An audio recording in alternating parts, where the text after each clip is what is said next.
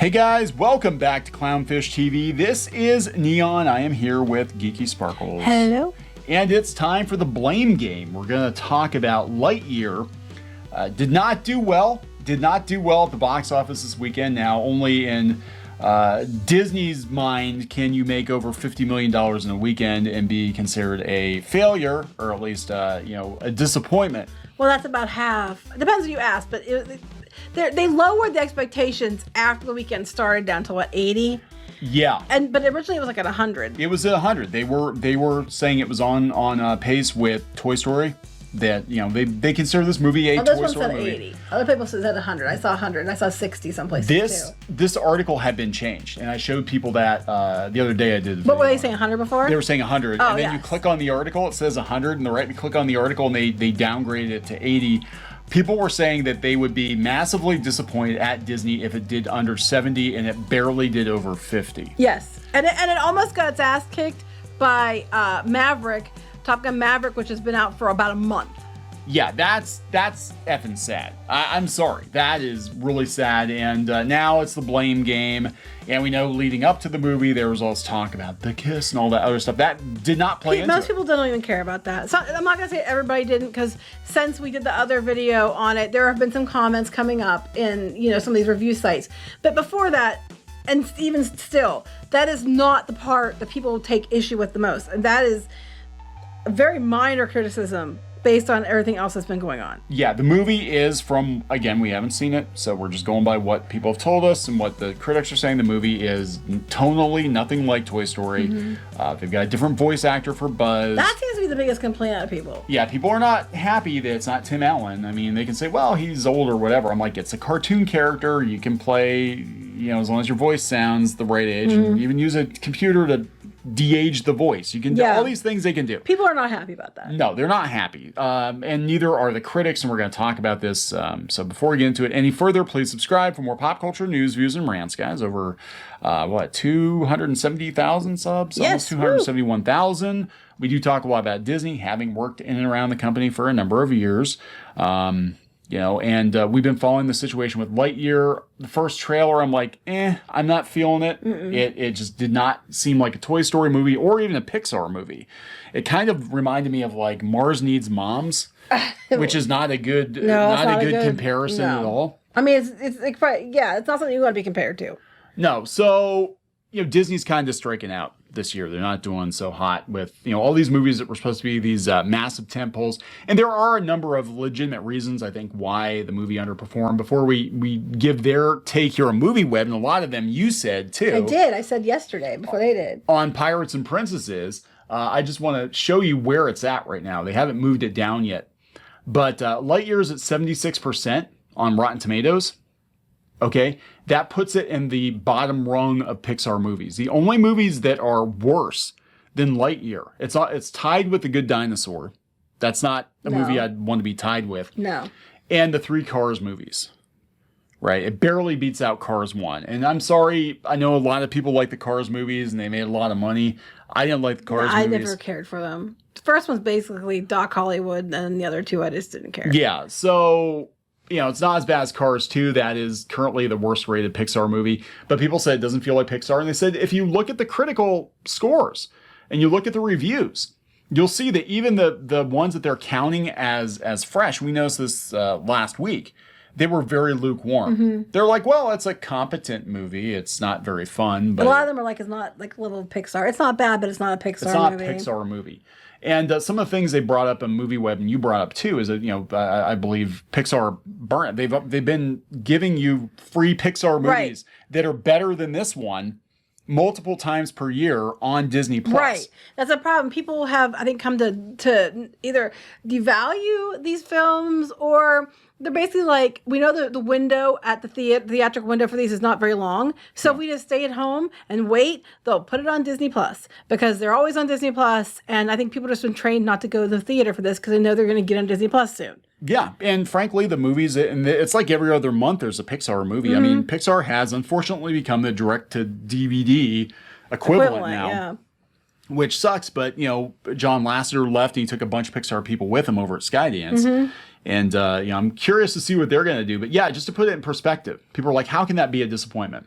It's projected to do between 70 to 80. No, originally it was projected to do 100. Lightyear came in well below expectations, making just 51 million in the first 3 days. That's a 3-day weekend. That's not a standard 2-day. That's a 3-day weekend, holiday weekend. While this is the highest opening for an animated film since 2019, it's a disappointment for Disney and Pixar given the film's connection to Toy Story. Toy Story 4 opened to 118 million. Right, because it was Toy Story. People want Story. Toy Story. They don't want Lightyear, but the gritty, real Buzz Lightyear. That's not the Lightyear from the Buzz Lightyear from the Toy Story shows that you know. Yeah. That's it. And people are already talking that it's not that good of a movie. Even within Pixar releases, this is the lowest grossing start for a pre-existing Pixar character behind Cars 3, which only had a $53 million opening weekend and was considered a disappointment in 2017. Yeah, and that was for pandemic. It has nothing to do with pandemic. There's lots of reasons, I think, that are going into this. That you're going to read. Can we go to my article? Yeah, we can go to your article. All right. I think there's a lot of reasons for this. They're going to keep blaming it on LGBTQ stuff and people being istophobic. That is and review bombing. No. Do I think some people are doing that? Yes, likely. I think they review bomb to the bad and to the good every time. Do I think that's the majority and the reason why? No. Which we've said repeatedly, most people don't even care about that. So what people, I think, are having trouble with is the fact that you have...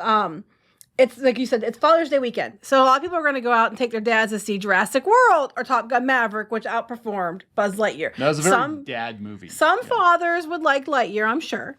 But I think most fathers are going to go see the other more, action-packed films as opposed to Lightyear. I think the economy has a lot to do with it. Yeah. I think, like, when you have a movie like Lightyear, it's one that if you're going to go, you're taking all the kids, and they all want the snacks, and they have to pay for all the tickets, and then you have to have the gas to get to the theater, and I think it's a big expense. If it's like one or two people, they're going to go to Jurassic World, or they're going to go to Top Gun. Here, you're going to have, like, all the kids, and each kid has to have their own drink, because they'll fight if they don't have their own drink, and their own popcorn, and all that shit. And I think people are worried that, the money that they would have spent for the movie for their kids as a family thing, they might do something less expensive because that money now paid for the increase in their food costs, increase in their utility costs. So I think the pending recession and the inflation and that's been going on has something to do with it. I think, like you said, the Father's Day thing was one of them. I think the Disney Plus thing is a definite issue. Yeah, so let's talk about that because they talked about that in MovieWeb too. Look at the movies that have, and I feel bad for the people working at Pixar in that regard that, they haven't gotten theatrical releases. This is not going to help their case. No. Pixar at this point is basically going to be relegated to producing direct to Disney Plus, direct to streaming content. And they might even pare back on it. I have to wonder with Bob Chapek if he'd be like, yeah, hey, we're not really bringing many people to the table on Disney Plus or in the theaters for these cartoons. So let's just merge Pixar and Disney Animation together and call it a day. I don't know, maybe. But a lot of Pixar stuff they're turning out, like their shorts and stuff, go directly to Disney Plus. Yeah. But the thing is that, like, even you look at that list and, Luca and Turning Red and Soul and whatever else they've released directly on Disney Plus, they've all been better received movies than Lightyear, and it was part of your Disney Plus subscription. So it's hard, as a parent, again, if you're cash strapped, it's going to be hard to make a case for, even if it's Buzz Lightyear, to make a case to take the kids to go see it when you're like, in a month or two, it'll be on Disney 45 days or whatever, they're going to, by the end of summer, it'll be on there anyway. Yeah. So let's go do something else locally. Let's go to the pool or something. Let's take that member. We pay for for the whole full family to go see one movie and pay for like a membership to something else that we can all do together for more than one time. So there's that going on. I think a lot of the critics were talking about how this was lacking. It didn't feel like a Buzz Lightyear movie. And people were mad about Tim Allen not voicing the character. Yeah. I'm sorry, whether you agree or disagree, because I have, like, all these idiots don't understand it's a different character, which we've mentioned. Yes, Buzz Lightyear in the movie is like supposed to be the reason they made the toys, and it's supposed to be a different person. But usually when you have toys from a movie, the voices are the voice of the person in the movie. Yeah. So that argument's kind of weak. But the media, of course, it's because of homophobic. I'm surprised they haven't done racism yet. It's because of homophobia, and that's why people aren't going to see it. Most people don't care about that. Next thing will be, they're racist because his best friend and her granddaughter are black. Yeah, It's like, you know, nobody cares about that. Yeah, I just think it just had a lot of red flags for a lot of people. And I don't think people really understood what it was because they're like, yeah, I can totally see parents. We said this before, like parents taking their kids to go see it and be like, hey, this is Buzz Lightyear. Where's Woody? What's going on here? And the kids being completely confused. People said the only character I liked was the cat. Was the cat Socks or whatever? Socks, yeah. That Zurg was shit, and that, you know, a lot of it just wasn't that good. And maybe it's just not that good. Maybe that's why people don't like it.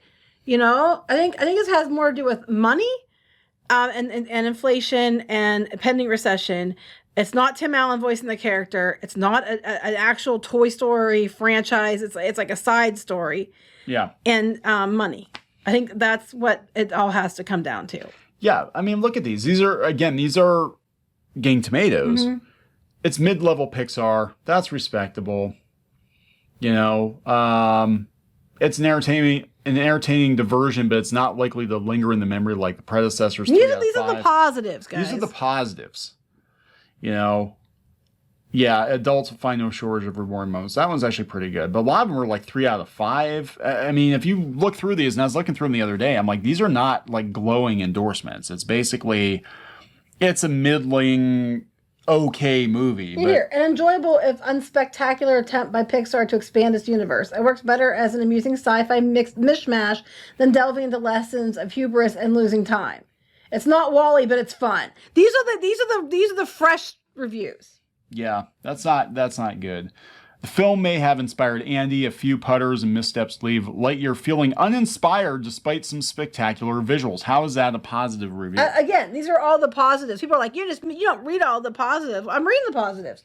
Lightyear completes its main objective in delivering an entertaining and expertly crafted movie that stands alone from its Toy Story origins, but it doesn't have a whole lot to offer beyond that. Manage your expectations. It's not going to take you to infinity and beyond. Respect its modesty and applaud Lightyear for knowing and pulling off exactly what it wanted to be. What does it want to be? That's what cash grab. Yeah. A cash grab. It doesn't have the impact of Pixar's best. No. But it's a fantastic space adventure with a lot of heart and sweetness. These are the positive reviews. Nobody is like, because Toy Story, that's the thing. The Toy Story movies, like the first 2, I don't know, 3 might even, but the first 2 for sure are 100% on Rotten Tomatoes. Like that is, you know, those are some big shoes to fill. Even 4, which a lot of people hated 4, is still in the 90s. You know, so you can't come in with a just okay Lightyear movie. It's got to be at least, you know, 85-90%. The critics are saying nice things, but it's don't expect a lot. But you know, it's okay for what it is. But they're just istophobic tool bags. Clearly, they just hate gay people. Yeah, this is the biggest complaint right here. People just, it's not a Toy Story movie. It's not a Toy Story movie. It's not Tim Allen. Nope. And I'm sure money plays into it. And it wasn't honestly very well advertised. It really wasn't. That's another. It suffered like Ms. Marvel, where it wasn't advertised very well. They know. This is the thing. Disney has internal metrics, and they know when something's in trouble, and they know not to throw good money after bad in a lot of cases. They took their budget from off of Shang-Chi, which still did pretty well, and then they were trying desperately to make Eternals stick when Eternals was never going to perform to begin with. No. This was never going to do that great, I don't think, because it's so off from from everything else it's from. This is Scott Mendelson. Scott Mendelson at Forbes. Lightyear failed to learn lessons of Solo, a Star Wars story. Oh, but at the end he goes on about, this is the same article at the end he's going on about, like Star Wars, it's all the toxic, horrible people. Yeah, that's where you And it's like, you know, but you're wrong, Scott. You're wrong. Families were the target audience. Families did not go see this movie. And families didn't care. Most families didn't care about that. No, they didn't care. And it was such a small part. They said it was literally blink and you miss it. Yeah. They always try to blame everything failing on that. And usually people don't even notice it or care. No. So we're going to wrap this one up, I think. Please subscribe for more pop culture news, views, and rants, guys. We'll talk later. Bye. Now he's just tasty, delicious, rotten flesh meat, which I can consume. Don't read into it too much. Just like our museum, the cafe's open and Brewster is eager to serve. I don't think this was in the show. Run. Oh, you got splatted. Oh, she was begging and you kicked her in the face. I don't care. Hey guys, Squid King here, and today we're in a... Not girl boss, not girl boss at all. She is not a material girl. She is not. Oh, it's Christmas time here in your mom. Nobody wants to join your mom. What? Like, I can't even cook kid cuisine right. I would last about 2 minutes with Gordon Ramsay. What? Where is he? He's hiding. He's hiding from you. Better. Oh my God, you got the axe. Walker, does this look like Steven Universe? Let me punch him! Well, I'm just here for the wax. Right where you belong. Get in the dirt. Well, that was a combination of events I probably shouldn't have put together. Anyways, let's open this bottle, too. Chica pinata. Is that official? Oh, no. There's a bootleg. Hello. I'm sorry. Hey guys, it's Diamond Tool. Let's make a farm. Like and subscribe and buy my merch. I mean, while you're here, you guys should like really like and subscribe and buy our merch, all of which we have. That is true. You can't run them carrying trash. You can get away with one F-bomb per PG-13 movie. I wish I'd known that sooner. Yeah. All right, so we're going to wrap this effer up. Yes.